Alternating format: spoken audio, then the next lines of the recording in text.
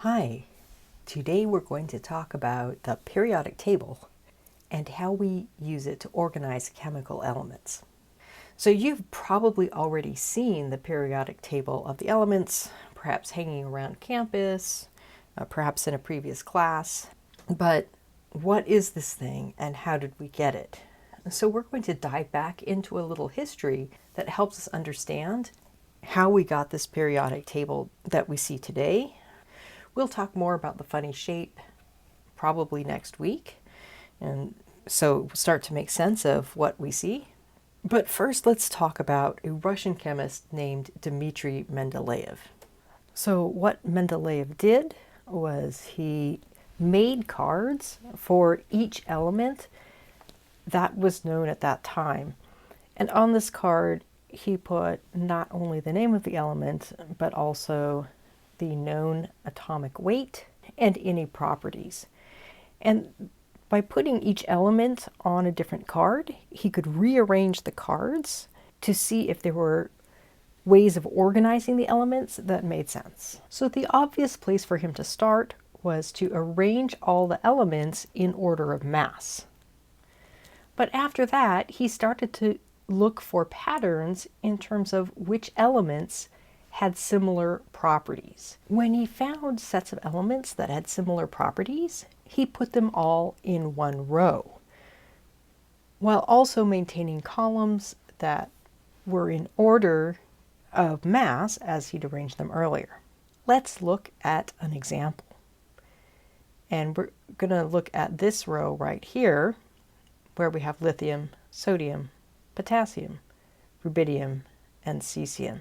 Now I'm going to ignore this last column right here, but all of those are metals that behave the same, as we will talk about later. And what he noticed as he did this is that if he lined up one row of elements, keeping everything else in order by mass, all of the other elements would also line up in rows of elements of similar properties. So for example, just above that row I showed you, he had fluorine, chlorine, bromine, and this says J, but that would be iodine, which is how it would be abbreviated in some other languages at that time. Now I want to kind of zoom in on part of the periodic table as Dimitri Mendeleev wrote it. Okay, and I know this is a little fuzzy. This is actually a picture of the original printed Mendeleev periodic table. Okay, so let's look right here. There's a question mark. Nothing was there. At the time that Mendeleev made this periodic table, there was actually a space there, and Mendeleev said, I know that if this pattern holds up, there should be an element right here. It should have a mass of about 68, and it should behave like boron and aluminum.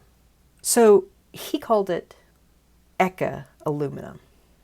Likewise, he said there should be something that's like carbon and silicon, but with a mass of 70. And he called it Eka silicon. Not only did he say, hey, we should have these two elements here, he actually went through and predicted what those elements would look like. So he said, as I pointed out before, that Eka aluminum should have a mass of about 68. Its density should be about 6 grams per cubic centimeter, and it should have a pretty low melting point.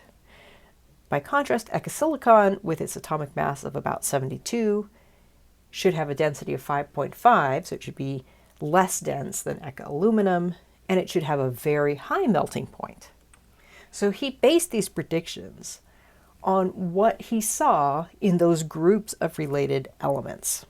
Well, these two elements were discovered later, and Eka aluminum is gallium, and you can see it's got a slightly higher atomic mass than predicted, but the density is about right. The melting point is 29.78 degrees Celsius. Just FYI, that is low enough that if you hold gallium in your hand, it will actually melt.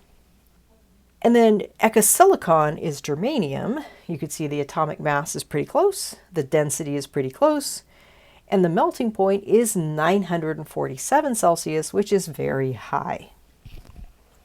So Mendeleev actually pegged those predictions right on. So the whole idea of the periodic table is that we have these periodic properties, properties that repeat in a predictable way. And that's why the periodic table is arranged the way that it is. We're going to be using this thing a lot over the course of the year, as I'm sure you could guess. So I just want to orient you to some features of the periodic table. So it's called the periodic table of the elements, and we have these things that we call periods. And the periods are basically rows. Now, how are these rows arranged? They are arranged in order of atomic weight. So atomic weight increases as you go across a period from left to right. So you can see in this particular period, we start with potassium, which has a mass of roughly 39, and we end with krypton, which has a mass of 84. The next thing that we look at in the periodic table is what we call groups, which are basically columns of elements. And the thing about these columns of elements is they have the same chemical properties. So as an example, the alkali metals all behave the same. Now, you'll notice I'm excluding hydrogen. Hydrogen is weird. We will talk about why hydrogen is weird when we get to why the periodic table has this funky shape. But let's just look at lithium, sodium, potassium, rubidium, cesium, and francium. So these are all soft silvery metals. And by soft, I mean you can cut them with a butter knife. They're really easy to cut, squish, whatever. If you've ever had the chance to work with them, you will just be amazed at how soft they are. The other thing is they react with water to form a basic solution. Now that sounds very tame. These reactions are anything but tame. They're highly exothermic, so they put off a lot of energy. And in fact, I'm going to drop a link to a video that shows the reactions of the alkali metals with water in the description. Likewise, you can talk about the halogens over on the other side of the periodic table. So here we have fluorine, chlorine, bromine, and so forth. All of these are nonmetals, and they're very corrosive. Okay, so you never want to inhale fluorine gas. You never want to inhale chlorine gas. They will kill you, both of them. They form salts, hence their name, because halogens means salt formers. So you find a lot of these in ionic compounds, and you will see that when we talk about ionic compounds in a couple of chapters. Another example of a group is the noble gases, all the way over on the right.